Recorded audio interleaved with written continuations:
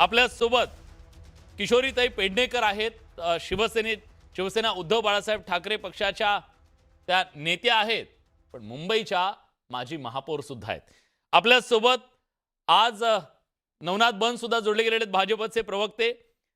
नवनाथजी, तुमचं सुद्धा स्वागत आहे. अविनाश अभ्यंकरजी आहेत, मनसेचे नेते. अविनाशजी, तुमचंही स्वागत आहे. आणि शीतलताई म्हात्रे आपल्या सोबत आहेत, शिवसेनेच्या प्रवक्त्या. शीतलताई, तुमचं सुद्धा स्वागत आहे.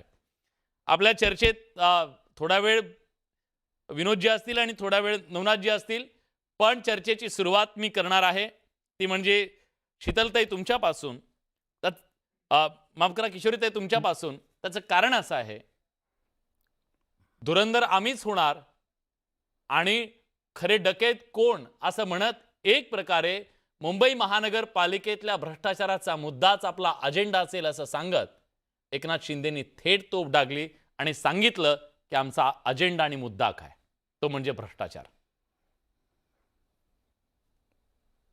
प्रश्न मला आहे. हा ताई, तुम्हाला मुळामध्ये 2022च्या नंतर जी राजकारणामध्ये ज्याला संपूर्ण 133 देशांनी पाहिलं, महाराष्ट्राने पाहिलं, ज्या पद्धतीने त्यांच्या भाषेत उठाव, आमच्या भाषेत ती गद्दारी, असं सगळं घडलेलं आहे. ते जर माननीय उपमुख्यमंत्री म्हणून जर ह्या गोष्टीला बढावा देत आहेत, तर 2022च्या आधी ह्या संपूर्ण या कार्यामध्ये पक्षाचे प्रमुख म्हणून, म्हणजे पक्षप्रमुखांनंतर जर कुठली खाती महत्त्वाची होती किंवा आहेत आजही, त्याच्यात एकनाथ शिंदे होते. मग त्या संपूर्ण त्या प्रवासात, म्हणजे मुंबई महापालिका असेल किंवा ठाणा महापालिका असेल, आपण आता मुंबईवर बोलतो, तर त्या परिस्थितीत तेव्हा कळलं नाही का? जो काही साक्षात्कार घडलाय तो 2022 नंतरच लक्षात आला का? हा प्रश्न सगळ्यांनाच पडतोय. बरोबर. आणि ज्या पद्धतीने भ्रष्टाचार म्हणून ओरडताय, तर आज या संपूर्ण याच्यामध्ये राज्य सरकारमध्ये जे काही भ्रष्टाचार उघड होत आहेत, सत्ता बत्ता, सत्ता पैसा सगळं तुमच्याकडे, ओरबडून घ्यायचं पण तुम्हीच. पण त्या ह्याच्यावरती मीडियामध्ये दाखवलं जातं, त्याच्यानंतर पुढे काय झालं ते कळतच नाही लोकांना. बॅगाच्या बॅगा उघड्या ठेवून पैसे वाटप करतायत, म्हणजे पैसे मोजतायत. जेव्हा पैसे मिळतात त्यावेळेला काय सांगितलं जातं की ते आमच्या व्यवहाराचे आहेत, आमच्या बिझनेसचे आहेत. म्हणजे अशा पद्धतीने पळवाटा शोधून, सत्तेचा वापर करून जर ते म्हणत असतील की आमचा अजेंडा की भ्रष्टाचारच आहे आणि तो आम्ही काढणारच, तर काढणारच म्हटल्याने ह्यांना अडवणार आहे कोण? ठीक आहे, मी विचारतो. शीतलताई, स्वतःला धुरंधर म्हणून घेणं आणि दुसऱ्याला डकैत म्हणणं हे एक वेळ समजू शकतो राजकारणामध्ये, पण त्या तर म्हणतायत की त्या टोळीमध्ये तुम्ही स्वतः होतात, मग तुम्हाला आता साक्षात्कार झाला का? प्रथम तर मी तुम्हाला एक गोष्ट सांगू इच्छिते.